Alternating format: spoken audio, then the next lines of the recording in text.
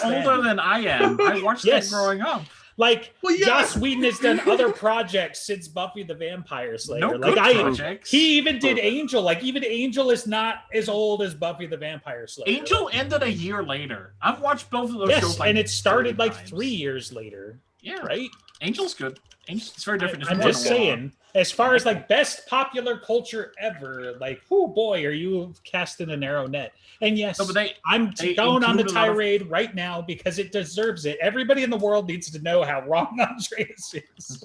Andreas is always wrong. Yeah, he's kind of dug himself a grave. In this just watch better shows than you. Yeah, right. Better. He won't watch Parks and Rec. He won't watch The Good Place. No, but Parks and Rec, it's like. It's cringe humor. Friends and Buffy the Vampire Slayer. Apparently Andreas is a vampire because his pop culture died in the 90s. So yeah, but he has the same opinions as me. Dresden Files podcast. I just can't do like Parks and Rec is cringe humor. So is The Office. It's like it's made to make you like cringe like curl your toes. And like this conversation. Okay, so no, that's a reason why not to watch Curb Your Enthusiasm, but that there's actually a very big difference. Curb Your Enthusiasm is wonderful. Oh no! It does. It's like a learned. We got to do it. We got to pause. Pause. We have to pause. We got an entire. So the reason why this conversation exists is because we're talking about doing an entire separate podcast, and if we don't put a pin in it now, we're going to spend the next hour arguing about how wrong Andreas is again. So. I can stop whenever I want. I'm stopping it. The line must be drawn here. Ben, or have you not seen that movie? Because welcome, one and all to the Dresden Files podcast. The only Dresden Files podcast that starts with a 5-minute rant about why Andreas is wrong. And today it's not the only one. We've had a few. Welcome to my life. Podcast or here at home with my roommates, I'm just always wrong. Doesn't matter. Like it's okay. So if we and your roommates all agree, maybe there is a singular point of focus that you should. I mean, look it's not my fault. Inside I got better taste than most people. Okay, except the sitcom part. That's not very good taste. And today we're talking about people dying. The trolley problem. Yeah, people dying. Aren't we like legally obligated to give the spoiler and swearing tags now? So legally? Spoiler tag. Haven't we already cussed? Yeah, but now they know we're gonna fucking swear and shit. Don't let your kid watch us. Yeah. If they've watched too much, then now they've got the one F-bomb. So it's still rated R, but not, It's PG-13. But from this point on. Okay. All right. We're talking about people dying. Right. Gruesomely. So that's the trolley problem? We have a bit of news. Okay, I'll do an explanation. The trolley problem is something that I think was made in the 60s, according to Wikipedia. It is the idea of if you have a trolley going down the tracks and it's going to reach a fork, there are like 2 branches that's going down, and on one of them, there's 5 people strapped to the tracks, and they are going to die if the trolley hits them. Oh, yeah, I know that one. And on the other track is Andreas. No, that's a variant. Don't make me get it. That is a variant.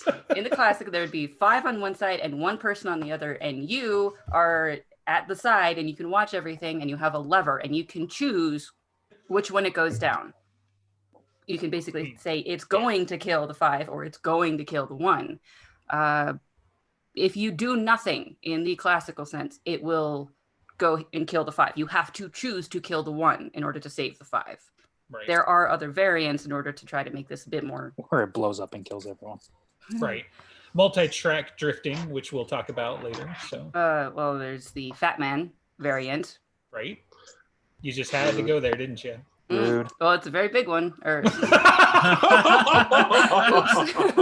So, and because the variations of you're having a lever to pull, and like basically the guaranteedness that someone is going to die, that's not exactly you get to choose who lives or dies. But so if there was a bridge that's going over the trolley tracks, and there's a very, very large man standing on that bridge, and he happens to be standing on a trap door, and you're standing next to the lever that's going to pull the trap door. If you pull the lever, he falls down on the tracks. He dies because the trolley kills him, but it stops and saves the 5.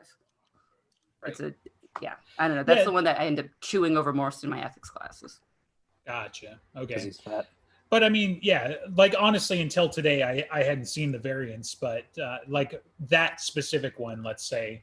But you know, that's kind of the idea. Is like what it really boils down to, and what we're going to talk about in fiction is, you know, you've got to make. I mean, it's a utilitarian choice, right? You're going to choose the needs of the many or the needs of the one. You know, types of situations. So you know, or even just you know, you could boil it down like it's less dramatic if it's okay, if I choose this, Susan dies, if I choose this, Maggie dies, but that's still fundamentally the same. Yeah, you have to make a choice at some point. That's also an exceedingly easy choice. Right, I know. I threw you a bone there, but you know. Right, I mean, the trolley problem is a very popular, I think, or thought experiment. How's that? And then in any of the fiction where people are dying, you're basically running up to the same choice. And just in the Dresden Files, in very easy ways, you can say that Mab had to make this choice, Harry had to make this choice, Nicodemus had to make a choice. And all of them are just dealing with their own children. But it goes on more as like Ebenezer pulled the satellite down on Casa Verde. How many people did he kill? How many people did he save? Right. Well, that's kind of logic used in like the dropping of the nuclear bomb on Hiroshima, right? Would it have saved more lives than it would have killed? And I think one of the in the real life trolley problem thing, life doesn't necessarily require a choice between one or the other evil because there's always an option of abstention. The trolley problem is a little bit artificial in that it forces the choice, but given the limitation of the choices, which are a little bit artificial, I think there's still that's kind of where the trolley problem is. It's a thought experience trying to test your ethical intuition. I think it's not choosing. That's like worse. It depends, and that's kind of the argument, right? But I also wanted to clarify, like, you know, in the arguments of dropping a satellite onto a castle or nuking a country, those are not, in my opinion, necessarily the trolley problem, because the trolley problem is more like, you know, you are put in an impossible situation rather than you caused, you know, like you made the choice, right? Like, I guess if you go far enough back, you could say, okay, you know, he did Casa Verde, whatever. But in that case, I mean, let's take that. These are examples since you brought it up, right? On one track, you've got Dresden. On the other track, you've got hundreds of vampires and then, you know, mortals. And I don't think that was a choice for him. I think he picked Dresden over hundreds of mortals, you know, hundreds of mortals and mostly the vampires anyway, well, you know. Further back even than that, you know, Harry, you pick Susan or you pick war with the vampires. Right. Well, and I think one of the key elements of the trolley problem in the original form is that you're a third party to this. The evil genius puts you there, as I believe, right? So somebody else ties the people to the tracks, and somebody else sends the trolley craning down, and you are just there next to the lever with a gun at your head. Choose, do you pull the lever or not? It depends. Like, that's what it kind of evolves into. Like, there were some where it was like you've got 5 workers on one track and 1 worker on the other track, so like you've got variants. But yeah, like the devil is in the details. People working on the tracks. When you say it like that, I just get some communism vibes there. I knew you were going to say that. You've been working on the railroad all the livelong day. It's like yeah. But it's just the way. I don't know why, but I just thought like I wouldn't. The workers communist. Just because you live in earlier. Just because you live in the Soviet Union doesn't mean it has. Okay, that's rude. He's not sharing his video because of the flag behind him. It was too obvious. I'm not sharing the video because my roommate took my webcam and I couldn't be bothered going in and getting it. So communal property, then, is that? I guess. Yeah. It's amazing. Either way, the answer is communism. So, yeah. Okay. Glory be to the system. Anyway, so we dipped our toe in with Ebenezer. Honestly, I mean, first of all, Ebenezer has like the license to kill. He wants to wipe out Ortega anyway. Like, yes. I think his justification is kind of ex post facto in the sense that he's like, well, yeah, sure, I killed him, but think of all the good that I did along the way, and starts to be a little mustache twirly. As much as I love Ebenezer, like because he was showing down saying that like you don't get to mess with my grandson and get away with it. Sure. It's not. It was kind of saving people, but also a warning to the rest of the Red Court. I'm saying like that's like a Nicodemus level justification is what I'm saying. Like, he killed, dozens, hundreds of innocent humans, whether they were cattle or otherwise, in the Dresden Files, and then afterwards was like, okay, well, yeah, I saved you, but think of all the other people I saved. That's not really an ethical justification. I mean, anyways, his choice probably isn't all of the people that he could have saved from Ortega in the future. He probably was like, it's my grandson or it's those fuckers down there. I don't care about them. I'm saving my grandson. And that's the same choice that everyone else has to seem to be making. Like with Maggie and the Red Cord, or Maeve and all of reality, or Deirdre and Nicodemus's choices of possibly saving reality, things like that. Well, Mab's case, I think, is a little, I don't know if it fits the traditional one, not because she wasn't making the choice between Maeve or all reality, but she kind of always was, and she always kind of was going to. I don't think she was ever able not to. It was just the only choice she could make was whether or not she did it by her own hand. So she was always picking Maeve to get booted because Maeve was, and even at the end, she always wanted to going save to her, take the choice of saving reality, of saving the many over the few, because even if that few is her own child.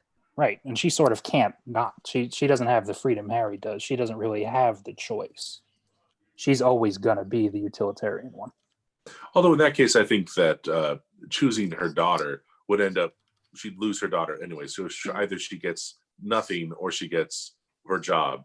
And I think that's the actual, looking at the actual consequences, even that is the predictable consequences from her position. Well, yeah, but I don't even think she can. But I'm saying, apart from infection, I don't think she even can ultimately choose her daughter. I don't think her mental will let her. She is as much of a, she's like Nicodemus with Andurio, as much of a symbiosis with her role as she can be. Right. I think a clear choice to me is Cold Case, where, you know, she has that argument with Molly over, you know, basically conscripting the children, you know, like Fae children, and just be like, well, this isn't right. You know, we're basically sacrificing these kids to be your soldiers to protect the walls of reality. And Mab's like, okay, you're the boss. What should we do instead? Because we're either going to derail all of freaking reality, like not even just humanity, like all of it, the whole thing. Or, you know, we sacrifice untold millions of, you know, child soldiers, you know, Fae, whatever. So. Yeah, you can't have a bigger number on one side than all of reality. Right. Yeah, you have the biggest infinity on one side, and then you have the smaller infinity. You know, but yeah, let's just keep it in the semi-mortal terms for that. And the funny thing is with that problem, I think Mab would be receptive to an idea that wasn't, you know, inherently cruel or whatever, even though that's Winter's nature. I think if you had to go further up the list and you had to convince Mother Winter that you had another way, but it was going to be nicer to people, I don't think it would work out so well. Right. Being nice? Me? Well, I mean, that's what she says in Cold Days. What's the line? What use is life if it's so easily kept? We got a comment in chat about pointing this out. I think there's a good point that Mab chose Maeve as much as she could by abstaining from acting, by prolonging the inevitable, by trying to get someone else, trying to get her knight to find the impossible solution. And that, you know, in Cold Days, Harry ultimately failed. And they presented her the choice as much as they could of come back to reality and heal, even while if it's going to suck. While still setting up for the inevitable. Right. Yeah. Right. But Mab didn't have to act. She didn't have to pull the lever. The trolley was moving very, very slowly, and in that time, she tried to get some other means. She tried the lever of setting Harry on. Well, yeah, I was going to say it depends on what you classify as the lever. If the lever is her own hand versus the lever of sending her mortal extension hitman. The meta explanation here is look at the three that we've seen infected, right? She doesn't say kill Harry. She just No, look at the three that have been infected. Aurora.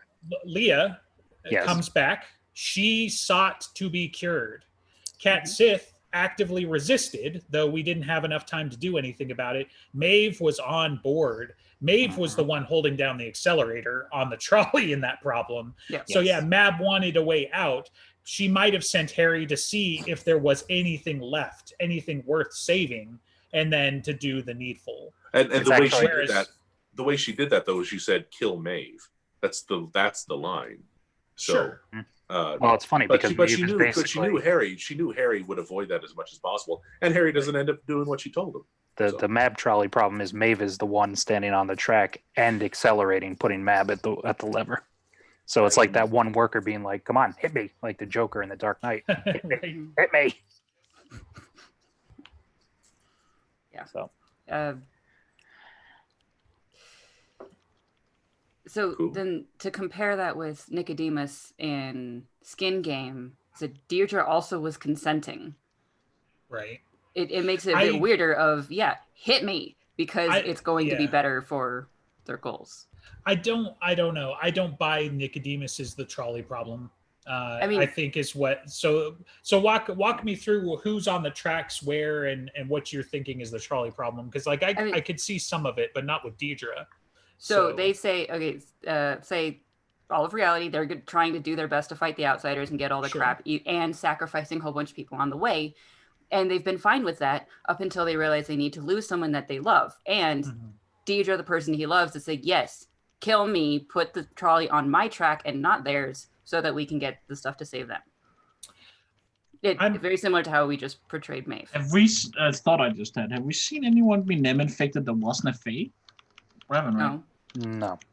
No, well, but people seem to think it can happen, and that's one of the arguments. It really depends on whether or not what Lily discusses with Harry in Cold Days is a direct infection of Victor Sells and Agent Denton and those and Kravos, or if those were simply the machinations of Nemesis and the Black Council and all that. It's still a little open-ended on whether or not a human can, because one of the theories is the reason infection works on like the Fae is because they have no souls, so it's given them choice, and humans already have that. There's really nothing to latch onto in the same way that there is with like a Denarian that needs that free will to go about. So it's undetermined yet. The only ones we know for certain have been Fae. Right. For the Deirdre thing, the thought that occurred to me, so like I guess there's two possibilities to look at it, right? I guess one, you could say, okay, she has to like run out in front of the track where we're about to kill millions in order to save all of reality, similar to like what Maeve is doing. I think in her case she was the switch, because he literally couldn't decide until he killed her. So she was the choice. She wasn't on the track. Does that make sense? His choice was to kill her or not. And that is what sets it in motion or not. Because if he does nothing, he thinks that outsiders are going to win and kill everybody. But if he kills her, then he has now the means to kill millions and to potentially keep the outsiders at bay. Wouldn't that be the choice, though, then? The choice is he finds out about the Holy Grail. His choice is to go after it, knowing what's going to happen. Well, or the knife, that is, right? No matter what, she's the cost. Well, yes, he wants the knife ultimately in the end, but I'm sure he would have taken them all. Yes, the point being, his choice is Mab, and so I guess Mab and Hades and Marcone are the ones who are the setting this up, because Mab wants revenge on him, Marcone wants revenge on him, and Hades is apparently just content to have some entertainment. Hades is the one who stands by and does nothing. Right. So if you're talking about who's setting it up, Mab and Marcone are setting it up. They're putting Nicodemus in you have the ability to get what you need to fight the war you've been fighting basically your whole life. To do it, though, you have to kill your daughter. Right. And so he's still going full steam ahead up until the point where he's at the switch and has to make the choice. Now, yes, it is like Maeve for different reasons. Maeve is daring Mab to do it as opposed to Deirdre, who's acquiescing to it because she believes in her father. Right. And so then there you go. Yeah, my new thought on how this differs from the traditional trolley problem too is like what you said. He's going full steam until he has to make the choice. So it's more like Nicodemus is on a track filled with bodies. He's happily running them over, and then realizes in order to actually get to where he wants to go, he now also has to run over his daughter and then continue running people over. I mean, didn't you already compare him to Thanos? Well, I think with Thanos, right? Thanos finds out. You were the reason that we brought up the trolley problem like 3 times, and I think you brought up Thanos a couple of times. Like I think we've had the. I mean, there are similarities. Similarities are very the same general principle. Sure. Thanos has to sacrifice his daughter in order to achieve his goal, which is of killing a whole bunch of person. people in order to save it for the greater good. Okay, yeah, that specific thing, because I was thinking about the overarching, like Thanos isn't trying, like, I mean, he's trying to stop some kind of existential thing, but he's a little bit actually nuts. There isn't like somebody pushing in about to take half of the universe's resources. Yes, he does not have outsiders on the brink. Right. For him, it's an existential fighting entropy type of thing, and that's a whole other podcast. Malthusian sort of thing. I think with Thanos, there's the element of he's complete. He's surprised at the setting in Infinity War. Oh, he has to make this sudden choice. Whereas I get the impression, correct me if I'm wrong, Nicodemus knew going in that he was going to have to kill Deidre. Yeah. Yes. Yeah. Okay. Yeah. He probably didn't. Well, so the decision was made well before. Yeah, he knew as the plan was going on. They had discussed it. Even Harry and Deirdre have that conversation about you couldn't fathom what we have together. She knows. She's prepared for it. Still thought it was weird that. I'm pretty sure until the point where he runs, those minions were so fanatically loyal they would have done it, no questions asked.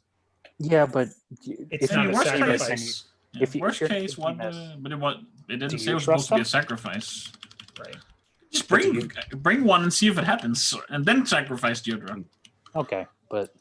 What if that doesn't happen and then it changes her mind? Yeah, I could see Michael almost. So, let's say she sees the squire go, doesn't do it, then she hears Michael's words. What if that tips her? Mm-hmm.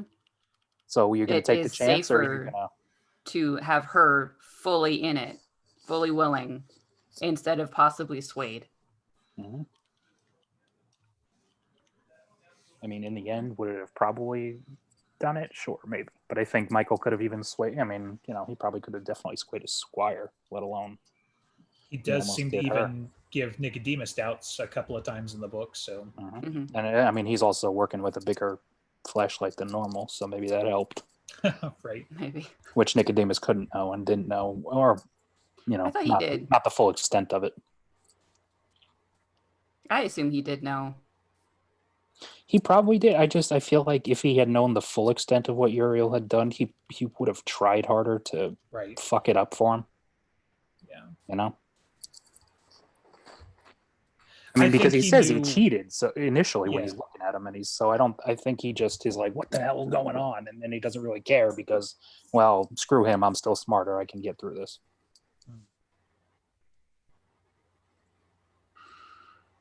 So to move to the next example, it'd be Harry and changes with Maggie, and it's different than the other two in a lot of ways, mostly because Maggie is a child, an innocent. She is not an adult. She's not making the choices of like, I dare you to hit me, I dare you to kill me. She's not doing that. She is an innocent. Mm-hmm. So when it's choosing the red court or one little girl, yes, it's so much easier to save the little girl from the monsters, no matter how many people die on the way. And they mentioned it several times in changes of Harry saying, the world can burn, the kid and I will roast marshmallows. And that is so easy to make the decision when she is innocent. Well, that's Susan's thrown in to make it the problem. Right. And that's the more common variant of the trolley problem anyway. Like if it's 6 complete strangers involved, then it's, a simple ethical problem. And then, numbers. When you throw 5 strangers versus your child, your decision may change, because the utilitarian answer is kill the one, save the many. When your one that you have to kill is suddenly your child and you're not a 2,000-year-old heartless monster, then you have to give a little bit more pause, because now you've got, for lack of a better turn of phrase, skin in the game. That's where it becomes problematic. But for Harry, it's again almost a non-choice, right? Like he makes it so flippantly in the whole, but like, what if you have to burn the world? And it's like, okay, then we'll get marshmallows, because like that's like Walking Dead governor level, like crazy, like if you are willing to sacrifice, untold millions or billions of people for the sake of one, that's crazy, but it's also a great moment, so. But it's so very different. Like if Maggie grew up and she became infected and she went full in, like just like Maeve it's a completely different situation. Sure. And he might very well make a different choice. But it's like, there's no way for him to not choose to save his innocent little girl when she's 10 and she's taken by monsters, versus if, like, after he had watched Nicodemus kill Deidre, and the next couple of paragraphs was him like, what could possibly make me kill Maggie? It's like, well, if she was in on it and was trying to save reality, or if she was evil or something, those are the things that might affect that. But if it was an innocent child on one side, I would never expect a parent to kill their child to save 5 strangers. Well, and honestly, I mean, we already saw Dresden make that choice. So really, it's just the vampires not learning, because that's like one of the best lines out of Grave Peril. To save one life, to save one loved soul.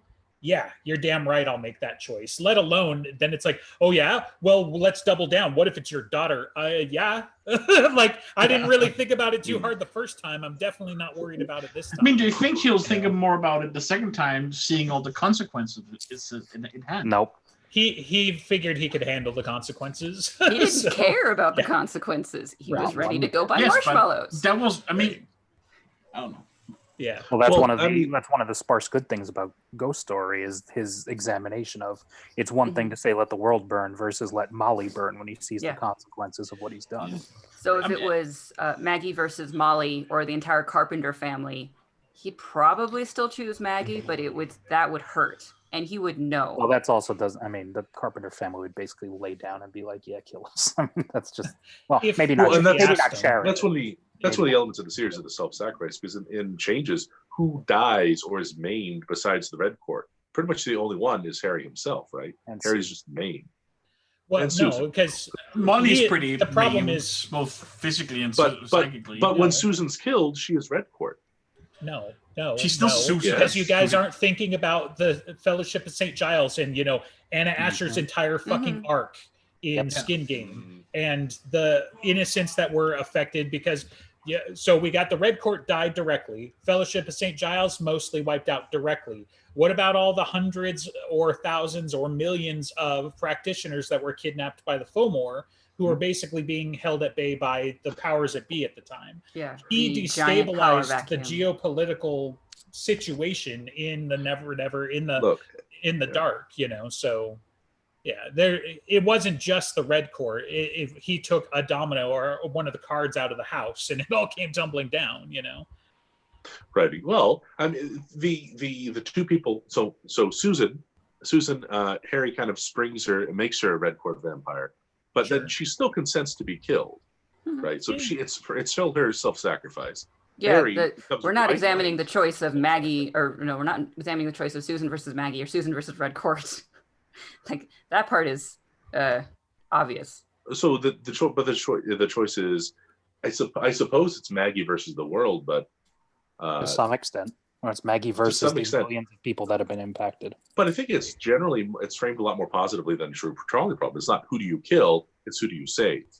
And Trolley problem involves an actual participation in the killing of somebody, whereas jumping on a grenade is a self-sacrifice, is a different kind of more problem. But he didn't do that. He fired the crossbow. He did. He accepted the Winter Night mantle. No, you're going too far back. We're talking about he murdered Susan to murder millions of Red Court vampires, to murder the Fellowship of St. Giles, all of that stuff. He didn't load the gun. He didn't put him on the tracks. But he did pull the trigger. He didn't just let it happen, because the letting it happen would have wiped out Maggie and his bloodline. So. The tracks. Well, that's like creating a whole bunch of victims down the tracks that he couldn't predict. He wasn't thinking of the Fellowship of St. Giles. What he saw in front of him was Susan and Red Court. And by the time that Susan was there, Susan was a consenting member of the Red Court. So he killed nobody outside theRed Court, as far as those present in front of him and making a moral decision. You can't talk about every consequence of your action. Well, it is still him. It's still Maggie versus Susan, because in order for him to make that sacrifice, he has to sacrifice Susan fully to the Red Court. He has to manipulate her into turning. Susan sacrifices herself yes. At the end, she's like, yes, I'm okay with it. But if Harry doesn't go to her, she doesn't eat Martin. I'm not going to let you guys use Susan as a defense, because she is literally not in her right mind because she is turning from a human being with choices into a blood-sucking vampire. And she's pushed into that choice by Harry. Right. And the point is the bloodlust is taken over. So I'm not going to be like, oh, well, she kind of gets it and she's going to like, it's all okay and blah, blah, blah. Because neither of them understand the full ramifications of their picture. The trolley problem doesn't care that when you save the one guy on the left, it's really Einstein and the 5 guys on the left go on to have 35 million babies. That's not part of the trolley problem. I get it. However, Harry fucking knows better. Like, Harry is looking at one side of the tracks is his daughter and his grandfather, and on the other side of the tracks are untold vampires, and he can't see the Fellowship of St. Giles past that, and he can't see the Fomor past that. Fine, but he knows goddamn well that there are more bodies on one side of the track than he can see, and he still makes the choice. So whether he fully understood the full ramifications, he knows damn well there are more than 10 people on one track versus his daughter on the other. And when somebody says, but what if it's the whole world is on one track and your daughter on the other? And he says, fuck them. He says, we'll get marshmallows. Yeah. So he knows that much, I don't care if Susan, like in the moment in her blood craze was like, yeah, please, just take me out of my misery. Like that doesn't factor into it to me. The choice has been made by that point. Susan had some connection to Maggie. Susan had at least a little bit. The choice had been made. Harry pulled the trigger when he got her to eat Martin. Yeah. Yeah. And Susan would have made the same choice whether she was blood crazed or not. Sorry, I'm just so passionate. And you guys were like, but what about Susan? No, she's fucking crazy. No, Susan has been crazy the entire time. You guys is Ben. Jacob was actually coming in on your side with it, so that was the startling part. I was going to the whole point of it was Maggie versus Susan, 1-for-1 in that instance, before it becomes Maggie versus the vampires, because Harry's has to goad her into doing it. I'm not saying sacrifice or whatever. My point was exactly your point, that, even if she ends up right mind or not saying, okay, kill me, Harry has to get her into that position. He sets up that side of the trolley all on his own. And I mean, part of my argument would be that he's made the decision even before then, right? Like he already made whatever it takes, so it's... Yes. I mean, whatever it takes in the abstract, though, in his mind, is he probably thinks like, okay, I'll fight the Ariana, I'll fight the Red King, I'll find a way, and we'll run. We'll get out. I will burn the world, and we will roast marshmallows, whatever it takes. Yeah. I mean, easily one of my biggest pet peeves about Dresden Files post changes is I really feel like it's being downplayed, the decision he made. I don't think it's also because he hasn't really had to come to terms with it up until Skin Game, and even then it's only briefly, and he brushes it aside with Hannah. Yeah, but even then when it's mentioned, it's not. I feel like he's lying to himself or something. I have no doubt he is, but he's also. It's not. Well, I mean, you could make the argument that it's not "quote unquote" time for him to deal with it in his story sense. Maybe, but so help me get on to where you're talking about. So how is he down? It's very much presented like in Skin Game when he talks with Michael about it, and it's been a while since I read it now, but I'm sure Jacob can. Been like, yeah, right. It's been more than that for me, but he basically, he downplays it a lot that he pushed Susan into that decision. He's like, oh, it was kind of Martin, like, or that's true. He does retroactively like try to justify it or not. It was weird, that conversation where he kind of like, I don't know if it was simple misremembering intentionally or not, but he's kind of he makes it sound a lot more like Susan just kind of, Martin did this and Susan just kind of went nuts, not I pushed her into it. Yeah, right. But Harry totally pushed her into it. Martin was just winding the crossbow more, knowing exactly what Harry would be able to do with it. And I'm willing to bet Martin probably would have done it if Harry never did and taken the choice away from him. But the fact of the matter is, Harry does make the choice. And I mean, Martin could have killed Susan himself and then put himself on the stone altar. And it's like, yeah, do it. I just killed her. Well, yeah, sure. He could have done that too. And Harry would have happily killed him. Mm-hmm. But that would have taken away the agency, and we need a Harry to make the painful choice because that's what's fun. Right. Drama. Mm-hmm. Yeah, but Harry has not really come to terms, even with the Fomor. I mean, he's had one run-in with them. He's only gotten the abstract, sort of Butters complaining about it because he's Butters, and stuff like that. He hasn't really come face to face. Like he knows, even at the end of Changes, he knows what it does. It destabilizes South America, especially most of all. But he hasn't been confronted with it yet, and I don't think he's going to until now in peace talks, where he's probably going to see firsthand things, the results of this. People are going to be mad at him. The council, of course, is going to be mad at him. They're always mad at him, but they're going to have even more of a reason because he basically started a second war, whether or not he intended to this time around. Matter at him, I guess. I mean, so it depends, and let's face it, he's probably going to fuck things up at the peace talks for Thomas's sake. So that's going to make it it's another going to one. be It's going to be another one. Peace with the Fomor or his brother, even though it's whatever it is of the Accords versus brother, who also has a baby on the way, that therefore is going to be more at risk anyway. And the Fomor are probably going to play him the same way the Red Court did with Susan, and he's still going to make the non-utilitarian choice. Mm-hmm. I think it would be very interesting at some point. Doesn't have to be this one coming up, but at some point down the line, maybe even to kick off the trilogy, that Harry does make the utilitarian choice. And even if you write it so that turns out to be the wrong one somehow, I think it would be interesting to see him go against the grain after all this and finally just be like, you know what? I've been wrong this whole time. And if that kicks his ass a second time, when he was finally supposed to make the save the one versus the many choice, fine. I know if everybody's favorite pastime is seeing Harry get punched in the face, but he's going to sacrifice Murphy, and then he's got to go to hell to get her back. So, you know what? Fine, kill her. I don't care. You know me. I know. She's on the chopping block. It's going to be one L, not two L's. Because she's going to be a Valkyrie, so it has to be. Well, yeah, but that's the thing. So she does. If he sacrifices her, but she comes back, it's not really a sacrifice. People are going to say, "Oh, well, she's really a Catholic," and "Oh, well, maybe now this." It's not. She's basically now going to be an immortal. That's not going to salve anything. This is up until Ragnarok. They had a purpose. Well, and the other thing is this isn't like Deus Ex in the sense that it's like, oh, we've got a magic tribble that can bring the blood back and you've been dead for 5 minutes. He had to go to freaking hell to get her back. So yes, while it kind of undoes her sacrifice, the other big sacrifice is his going to hell to get her back, like it's also, like epic and romantic and, whatever. So, who cares about Murphy's sacrifice at that point? Like, why would she go to hell though? She's Catholic. Because the story demands it. Because she's been divorced twice and she's Catholic. How's that? No, I'm just saying it might be literally the circumstances. Like, Lucy shows up and says, "Give me Murphy's soul," or blah blah blah, and he says, "Okay, take her."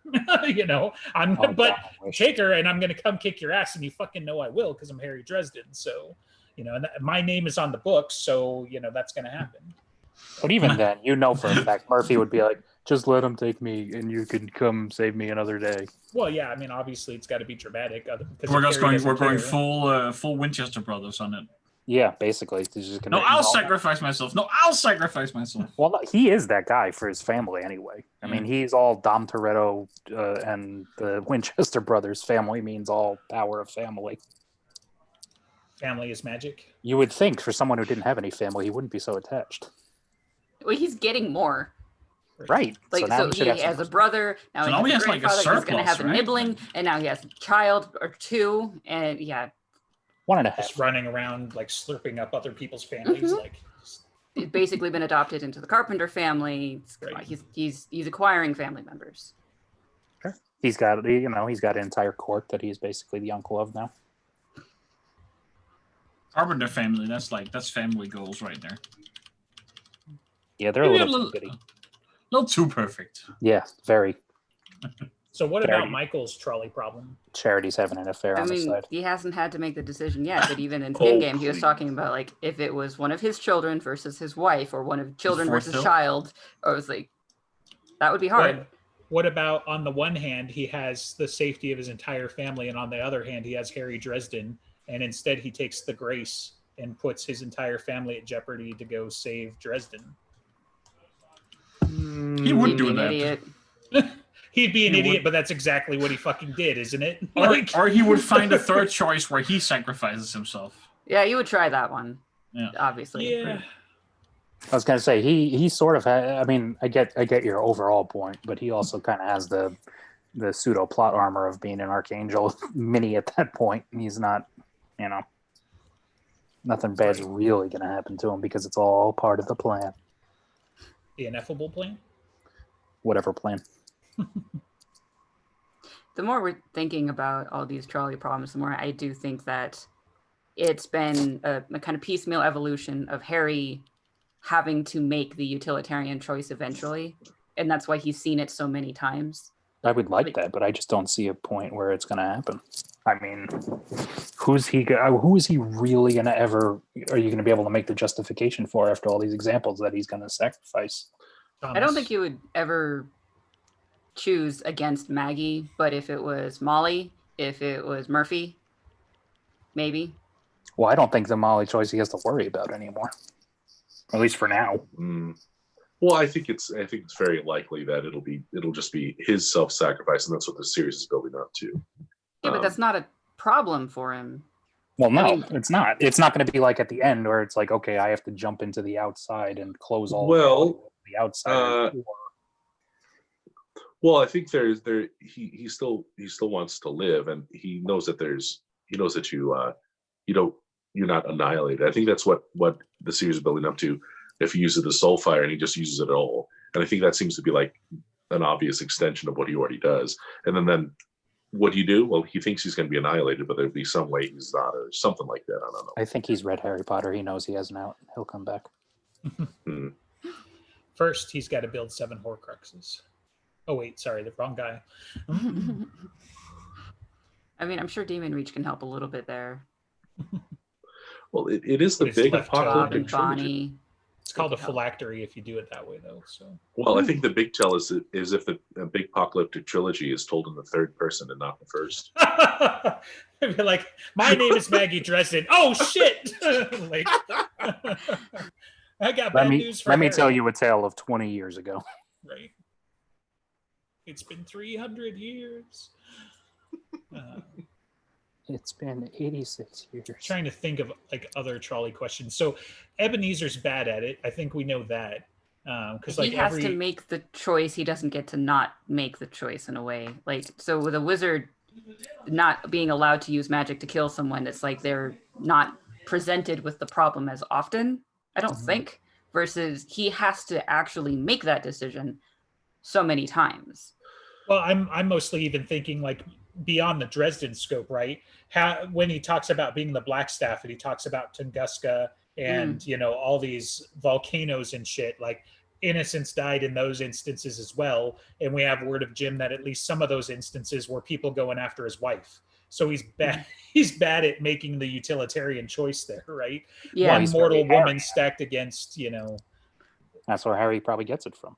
Right, I'm sure. And Margaret too, probably. But didn't he say in Blood Rights that he would have made those choices the same every time? Yeah, he's bad at it. So like whatever the consequences were, they were still the right choice, even if they were horrible, which is the same perspective that Harry has when he's talking about saving Maggie and killing all of the St. Giles in Skin Game. And I think that's why Ebenezer helps him, right? And he finally comes around because up until he catches on, he wasn't helping Harry. He was trying to summon him like a lackey, like a foot soldier for the Grey Council. And then once he finally figures out that they've got Harry's daughter and the ramifications, like, wait, that's my ass in the grill. Then all of a sudden he's like, oh yeah, I completely understand. And of course I will be there for you. Even though he doesn't say it, like, it should be no surprise at that point that he rallies the troops the other direction. Well, it's not just his ass in the fire. I mean, yes, I think there's some merit to the uncharitable notion that he would think about that later. But in that instance where he's like, oh God, like he realizes what it means. That's his granddaughter. Right. Or his great granddaughter. Yeah, he still loves her from afar. Yeah, so I think the emotional kick right there is like, oh fuck, I gotta go now. And she's named after his daughter that he lost. Right. And yeah, like the emotional familial connection of all of that is still there. And there is the idea of I shouldn't get myself killed because I can do so much more if I survive. Like, it's easy sometimes to think of, like, you can just sacrifice yourself and it's over, but would it really be over, or would there just be more bad guys later and now Harry isn't in Chicago anymore? And that's usually one of the like chosen one choices, right? It's like, okay, well, I mean, making the self-sacrifice is obviously the good guy ploy, but if I sacrifice now, then what am I, not able to defend against later? Mm-hmm. And I think that's kind of where you get into like anti-hero territory, because he should have made the sacrifice, but he didn't. He made, the utilitarian choice maybe instead. So he sacrificed somebody else so that he could stay around to fight more bad guys later. I don't know, something like that. I'm trying to come up with another example, but like, to me, that strikes as more of an anti-hero thing, right? Because you did sacrifice the few to save your butt so that you could save the many later. Yeah. I don't know. So the goddamn it, just because it was an epiphany to get it out there, was because we haven't had a Maggie and Ebenezer moment.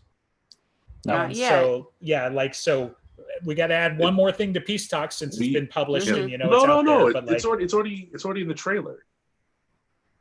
Well, there's an Ebenezer moment fighting with Harry, and then there's a Maggie moment sleeping with Mister. But does Ebenezer meet Maggie? Right. Does he get to bounce her on his lap, and do grandpa stuff? Ebenezer has clearly been Mister all the time. He learned shape-shifting. That would be amazing. You've never seen Mister and Ebenezer at the same place at the same time. They both got an eye patch. They're 9 feet tall. So they're both sense. Indian, so it's fine. Right. Now they're changing ethnicities as well. Right. I mean, one's a cat, one isn't. So maybe he's a Persian cat. Oh boy. Mister is a malformed Malk. He's not. Right. Oh, he's not. He's just a cat. No. I have it on good authority. Mister is every gif of a big dog.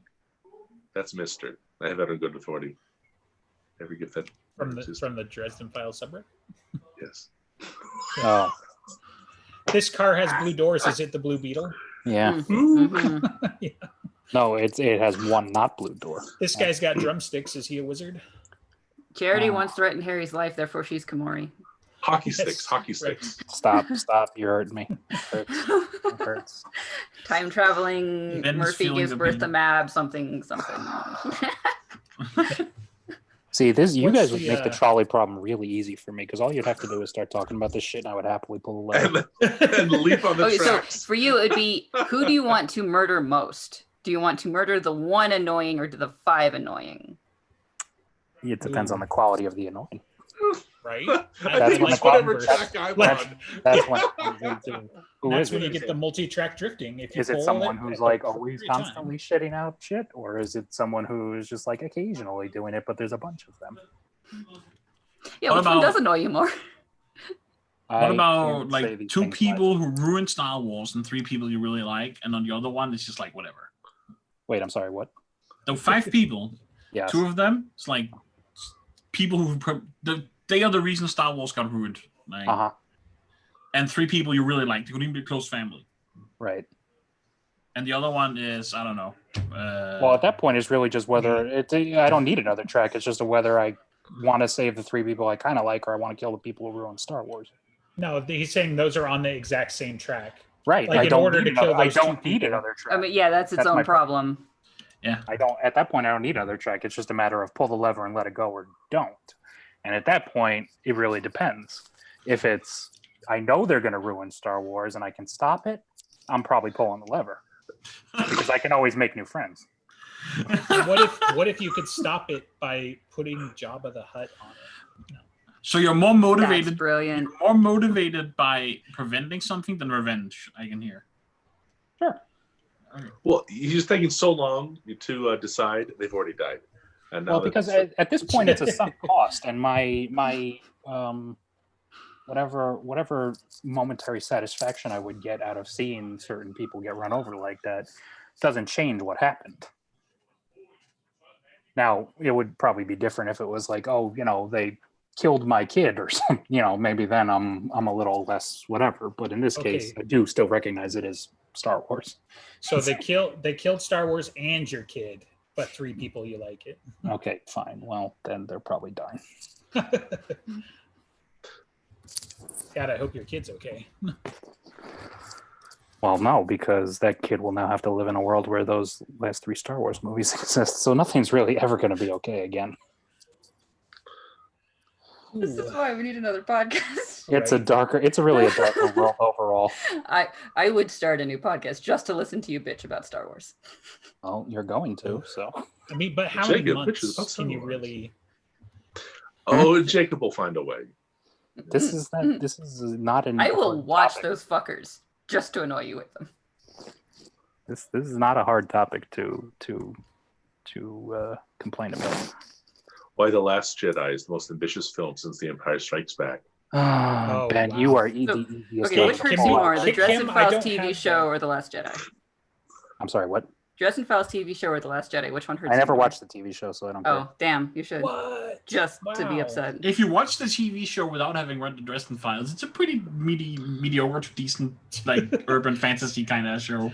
That's why it's terrible. It's like, even if you take it out of hating it because the books are better, right? It was just an okay, at best procedural. So see, that to me is not kind quite of as good as Angel, perhaps. No, but that's Angel is better. That's like what Game of Thrones would have been for me if I thought this guy was ever going to finish the books, even though he's not. If I knew I had those books coming, I still would have hated the show and what they did to it, but I would have been able to soften the blow with this. Okay, the guy who's actually created it and writing it's going to give me an ending that I can, at a minimum, live with, I'm sure, or at least even if that's where it was going, flesh it out in such a way that makes sense, as opposed to what those shit stains did. I mean, Corona might have gotten you another book at least. So speaking of trolley problems, first of all, he's still old and fat, so Corona hasn't changed anything. Okay. Ooh. And he's in the susceptible range for it. And he started doing other shit again. This has been the Dresden Files podcast. Thank you for coming to the last episode of the Dresden Files podcast. About to get demonetized and arrested. How do you know we don't have another trolley problem? I'm sure we do. I mean, we kind of have the trolley problem revisited in Ghost Stories, I would say, with it is the whole world versus Molly, and you realize how bad that was. Like, there are all of these trolley problems that he's set up. There are still the ones that you get to see the ramifications of, even if you don't fully understand them. It's not something that's going away, because what Jim learned from his teacher is that you always have to make an impossible choice. At the end, the protagonist has to do something of, I can do the easy thing or I can do the hard thing, and they choose the hard thing, and that's always going to be these trolley problem situations. Well, there was the trolley problem in Turncoat, right, where it's go after Shagnasty to save Thomas or go after the traitor. That is true. Yeah, I mean, they're all over the place. There's a reason that we're trying to do this episode. Right. But that's a good example, because I was talking about it pre-show, was like, I can't think of one every book, but I'm pretty sure there's one every book, There are at least several. The extent of what it is. Right. But and often it is the self-sacrifice route too, right? Or the whole, like, if I save so-and-so, I will die, but if I don't save so-and-so, I get to live, and hooray, and whatever. But he often goes to save them anyway, even though he's likely to die. But in universe, he's lucky. Out of universe, he's got plot armor because his name is on the title. So but we were briefly talking about in Skin Game when Michael took the Grace, and of all of the things that he realizes that is at risk because of that, he now has the mantle of an archangel and all things, and he asks Uriel why, and he says for a soul. For one soul. And so he's like, yes, okay, everything can be at risk. Uriel can fall, or like at risk of falling. And that was really bad when it happened the last time for one person.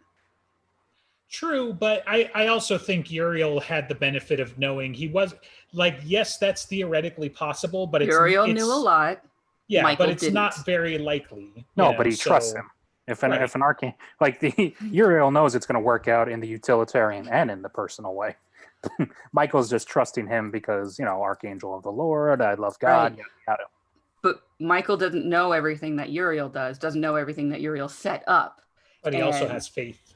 He has faith that all of that should be at risk Isn't that one amazing soul. when people who have really come to bat for you and you've trusted over the years and they have faith in you and they don't bitch at you every book? Isn't that really I just... don't know what you're talking Isn't about. that just sweet? Isn't that nice to see that kind of faith rewarded, that, yeah, this guy's going to come through for me like he always does? So I'm gonna call apples and oranges here, because really Uriel and Michael are dealing with a level of faith that does not compare as the faith in Friends. Like, so I don't know. What's her... one of them is faith and the She other one puts a- has faith. Like, She puts a shit ton of lip service into the whole trust thing and whatever, so... Who? I mean, even right. Murphy. What? Oh. Yeah, I thought for sure we were talking about Butters again. yeah. Oh yeah. No, we're This both. is- Both of these things apply. Yeah, but Murphy had faith. Murphy Cold trusted days. him. Not in cold Others days. didn't. Not in cold days. Well, so we've Yes, she got did in another Cold one. Days. Oh, In well, Cold she Days, she still realized that showed she up would to save him. Yeah, in Cold Days, she said she would follow him into hell because After. like she's not going to stop herself. After he conceded to her. After he met her concessions. Meh. Anyway, we didn't cover news earlier. Do we want to hit the eject on this? Because we got a hard stop, right? So Erwin. Yeah, the Yeah, are you going microfiction. to expand on that, or are you just going to say the name? Erwin. There was the Bigfoot mic. boy. The boy Bigfoot. The boy Sasquatch. Erwin he's Pounder. now the man Bigfoot. The man Bigfoot. Finishing. Erwin Well, I and won't know Connie are gonna spoilers. they're going to go become professors Teachers at Hogwarts. at yes. Smag it. Smack it. So What St. is Mark's horrible? Academy for the Gifted and Talented. Smag it. Yeah. So Connie's going to be in the range of the White Queen, even though Connie said that she's not the White Queen, and she totally is, but away from her parents, and they'll be able to be living in accord neutral territory and start their family, which can that even work when they're already confused as to why she's not being burned by him? Maybe. Well, at and this point- guess what? They're willing to give it the old A lot of college practice. try. Yeah. For science, of course. Yeah. But they might have a cameo in Peace Talks or Maggie's That spin-off would be series. ridiculous. Yay. Yeah, so he's the English teacher / Defense Against the Dark Arts teacher. So, or is he potions master? Is that? I don't know. Hopefully not Defense Against the Dark Arts, because then he'll be fired after a year. Pretty clearly herbology. Right. Yes. Well, so this has been the Dresden Files podcast. Also, do we think I think Will Borden's going to die? But now because he has a daughter, Yeah, because he has a kid now. maybe he'd have to show up for that. Right. Well, he's I mean, been out of yeah, it we for haven't a seen him in a while. while. So George is going to be at home, and he's going to come, and he's going to get killed. I'd almost like it the other way around. I wonder You know wonder if his daughters get to be puppies. Or when he are his daughters werewolves? Cut too? this. Get this out of here. Okay. Edit that out. Like, For a live show, I mean, do they have puppies? Are you You kidding have a me? litter, Not to give Ben any credit whatsoever, but there is a wordage in where he kind of hints at the fact that they've got a new, quote unquote pup. Oh, I remember that. Like they came home one day, and then the baby is a puppy, and she destroyed the crib. I remember him saying something like that. Yeah. So I don't recall this, but I'm happy to go. It just find seems like a now. Jim Butcher thing to do. Hooray! Whatever's going to make their lives worse, right? And an uncontrollable puppy child would do that. That was a long time ago. Interesting. almost as long as Well- they've been in the books. Well, this has been the Dresden Files podcast. Come check out other stuff by the Dresden Files podcast.